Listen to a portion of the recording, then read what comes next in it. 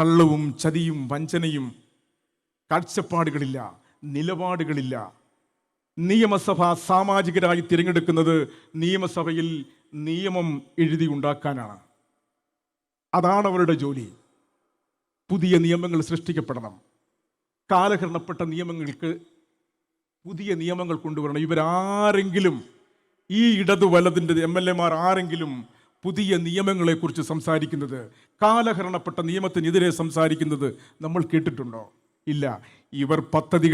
ഇവരുടെ പദ്ധതികൾ ആരറിയുന്നു? 2020 പദ്ധതികൾ ജനകീയ കൂട്ടായ്മയിലുണ്ടായതാണ്. അത് സുതാര്യമായിരുന്നു, അതിൽ അഴിമതിയില്ലായിരുന്നു, മിച്ചം വന്നു. ഇവരുടെ പദ്ധതികൾ, MLA-യുടെയും MP-മാരുടെയും പദ്ധതികൾ ആരറിയുന്നു? ആരാസൂത്രണം ചെയ്യുന്നു? ആര് നടപ്പിൽ വരുത്തുന്നു? അതിലെത്ര മിച്ചമുണ്ട്? നമ്മൾ അറിയുന്നില്ല.